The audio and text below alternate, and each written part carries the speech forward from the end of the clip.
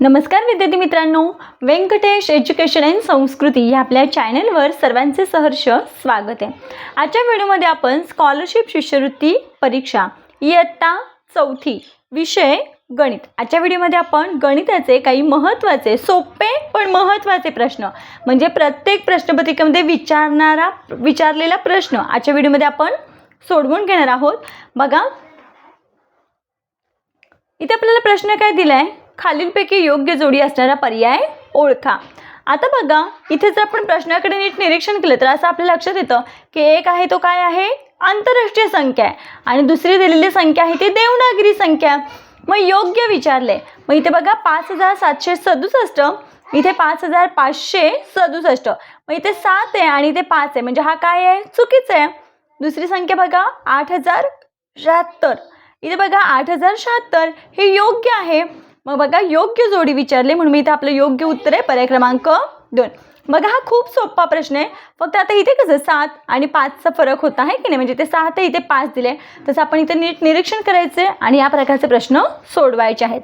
पुढचा प्रश्न बघा, 79079 संख्येचे योग्य अंकी उत्तर सांगा। आता 79079, मग बघा 79079 एकक दशक शतक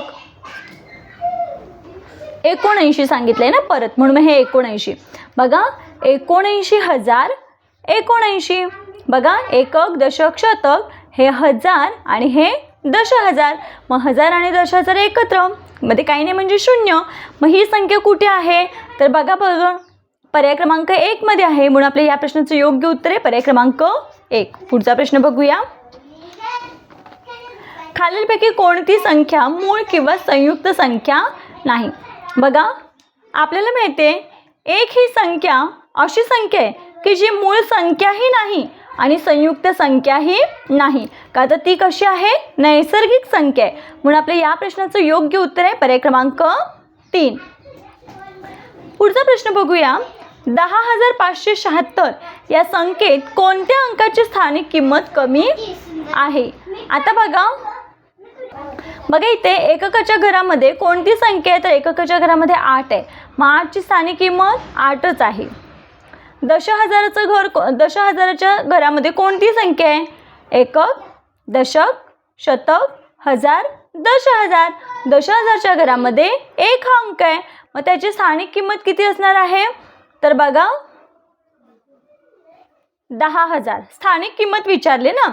शतकाच्या घरामध्ये कोण आहे, एकक दशक शतक, शतकाच्या घरामध्ये 5 आहे, मग 5 या अंकाची स्थानिक किंमत आहे 500।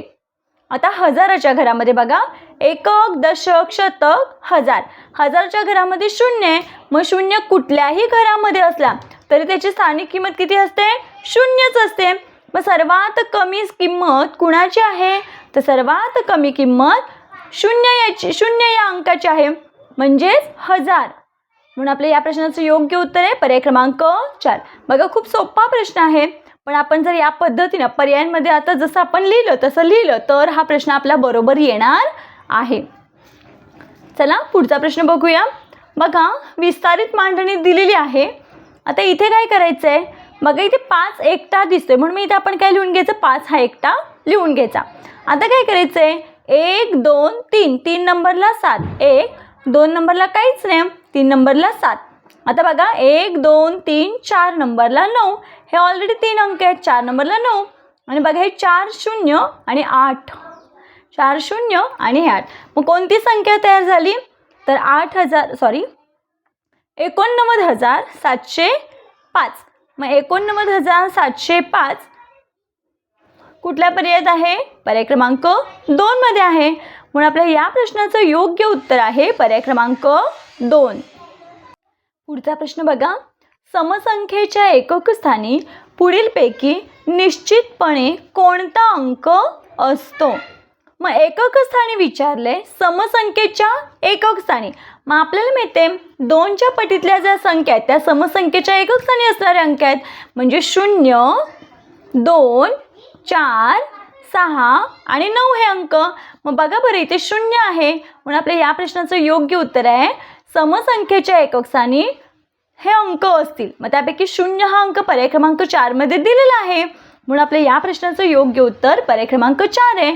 आणि बाकी जे हे अंक आहेत ते कसे आहेत, विषम अंक आहेत, म्हणून मग ते येणार नाही याचं उत्तर. पुढचा प्रश्न बघूया. खालीलपैकी मोठ्यात मोठी संख्या कोणती? आता बघा, ज्यावेळेस आपल्याला मोठी किंवा लहान संख्या विचारतात त्यावेळेस आपण किती अंकी संख्या आहे हे आधी बघायचं. मग बघा, हे 5 अंकी संख्या आहे, ही पण 5 अंकी, ही पण 5 अंकी, ही पण 5 अंकी, म्हणजे दिलेल्या सगळ्या संख्या 5 अंकी संख्या आहे. आपल्याला मोठ्यात मोठी संख्या पाहिजे. मग आपण पहिले अंक बघूया. बघा, सगळ्या संख्यांमध्ये पहिले 2 अंक सेम आहेत, नंतर 0, इथे पण 0 आणि इथे पण 0, पण इथे मात्र 2 आहे, म्हणजे ही संख्या कशी आहे, मोठी आहे. या तिघांपेक्षा इथे ही दिलेली संख्या मोठी आहे. मग आपल्याला मोठीच विचारले, म्हणून आपल्या या प्रश्नाचं योग्य उत्तर पर्याय क्रमांक 2. पुढचा प्रश्न बघूया. 1 ते 100 संख्यांमध्ये 0 हा अंक किती वेळा येतो? मग बघा, 1 ते 100 या संख्यांमध्ये 0 हा अंक येणाऱ्या संख्या कोणकोणत्या? तर बघा, 10, 20, 30, 40, 50, 60, 70, 80, 90 आणि इथे 100. आपल्याला 0 हा अंक किती वेळा येतो विचारले. मग बघा, 1, 2, 3, 4, 5, 6, 7, 8, 9, 10 आणि हा 11. मग आपलं उत्तर किती आहे, 11. पर्याय क्रमांक 2 हे आपल्या प्रश्नाचं योग्य उत्तर आहे. पुढचा प्रश्न बघा. हे अंक एकदाच वापरून तयार होणारी मोठ्यात मोठी 4 अंकी संख्या व लहानात लहान 4 अंकी संख्या यातील फरक किती? मग बघा बरं, याच्यापासून मोठ्यात मोठी संख्या कोणती तयार होते? 7, 5, 4, 0. बघा, 7, 5, 4, 0. मग बघा, इथे लहान संख्या कोणती तयार होते? तर आधी काय करायचं, इथे 0 आहे तो इथे लिहून घ्यायचा आणि 4 इथे, 5 आणि मग 7 ही झाली लहान संख्या. फरक विचारलाय म्हणजे वजाबाकी. 0तून 7 जात नाहीत, 0 कट करायचा, वर घ्यायचा, इकडचं एक इथे 3 राहिले. 10तून 7 गेले, इथे किती राहिले? 10तून 7 गेले, 3 राहिले. 3तून 5 जात नाहीत, हातचा घ्यायचा, 4. 13तून 5 गेले, 8 राहिले. 4तून 0 गेले, 4. 7तून 4 गेले, 3. मग आपल्या या प्रश्नाचं योग्य उत्तर काय? 3483. मग बघा बरं, 3483 पर्याय क्रमांक 3 हे आपल्या प्रश्नाचं योग्य उत्तर आहे. बघा, आजच्या व्हिडिओमध्ये आपण गणिताचे काही महत्त्वाचे प्रश्न सोडवून घेतलेले जे की सोपेच होते, पण सोपे प्रश्न चुकतात ते कसे सोडवायचे त्याच्या व्हिडिओमध्ये आपण बघितलंय. आशा करते आपल्या सर्वांना व्हिडिओ आवडला असेल. व्हिडिओ आवडल्यास लाईक, शेअर, सबस्क्राईब.